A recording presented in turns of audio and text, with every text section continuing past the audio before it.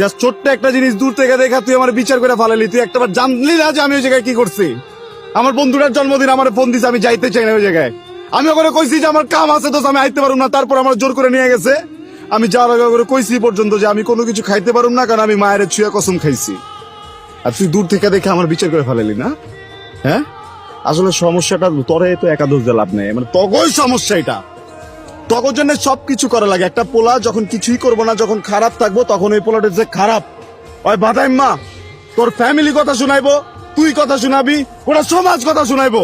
আর যখন ওই পোলাটা পুরাটা জিনিস বুঝা নিজে কামে ঢুকবো, নিজে কাম করতে যাইবো, তখন আবার কবি যে তুই সময় দেস না।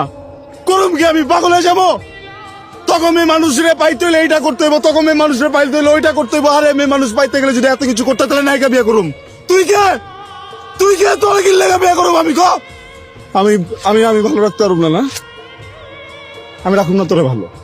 যা, একটা কথা মনে রাখো, এই যে আমি এখন তোমার থেকে চলে যাবো না, আমি আর জীবনও করে চেহারা দেখাবো না। ভাগ্নের তো বিয়ে ঠিক হয়ে গেছে। তো বিয়ে ঠিক হয়েছে, ভালো কথা। এত চিল্লাচিল্লি তো কিছু নাই। তুই দেখতেছিস না আব্বা বাসায় থাকলে দেন তো দিত আমারে। আর আমার ভাগ্নি মানে বুঝছো আমার দুঃসম্পর্কের ভাগ্নি, মায়ের কথা কইতেছি, তোর গার্লফ্রেন্ডের কথা কইতেছি আমি। মায়ের বিয়ে হইতেছে? মায়ের বিয়ে ঠিক হয়েছে। মায়ের বিয়ে কেমনে ঠিক হয়? মায়া আর আমার যে সম্পর্ক, ওর ভাই জানে না, আমার বাপ জানে না, পুরো গ্রাম জানে না, আমার 14 গোষ্ঠী জানে, বুঝছস না? এটা কিন্তু ফাইজলামি করা সম্পর্ক না। এরকম একটা সম্পর্কের ভিতরে দুইটা মানুষ একটু ঝগড়া করে যদি 10-12 দিন কথা না কই আর বিয়ে করে লেগো না, আমার বুঝুং মাজুং বুঝাচ্ছে। তুই চুপচাপ এখান থেকে চলে যাস। আমি মেজাজ কিন্তু খুবই খারাপ আছে আমার। আরে বেটা পুপার খুরশিদ মেম্বারের পোলার লোক ওর বিয়ে ঠিক হয়ে গেছে। খুব পাড়ার ওই পোলার লগে বিয়ে ঠিক হয়েছে। হ্যাঁ, এর ওর ভাই ঠিক করছে, কিচ্ছু যায় আসে না আমার। ওর ভাই আরো 10 জনের লগে বিয়ে ঠিক করুক। বিয়ার দিন মায়া দেখবে আমার কাছে আইসা করবো। আমি কিন্তু এক পা নুরুক না। আর তোরে আনকি পাঠাইছে, মায়া পাঠাইছে না? আর নিজে ফোন দিতে পারতেছে না, না অহংকার দেখাইতেছে। ওরে ফোন দিতে না, তুই ফোন দে ওরে। ফাইজলামি করছিস আমার লগে। তুমি জানো আমার গন্ডাটা বিয়ের ভিতরে মদ দিছে কে জানো? মায়ার নিজে।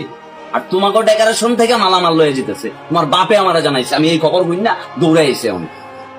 কিরে আবির, আবির, এতদিন আমার বোন তোমারে চাইছে, আমি তোমার সময় দিচ্ছি, তুমি ব্যবসাটা ভালো করছো, বড়ই করছো, কিন্তু এখন আমার বোন আর তোমাকে চায় না। আমার কিছু করার নেই। ভাই একটু যা বলেন না ভাই, আমি তো থাকতে পারবো না। আমি তাকে বুঝাইছি, অনেক বেশি করে বুঝাইছি। আমাকে সরাসরি বলে দিছে তোমার পরিবারের থেকে আরো বড় পরিবার এবং তোমার থেকে আরো প্রতিষ্ঠিত পাত্রের সাথে তাকে বিয়ে দিতে।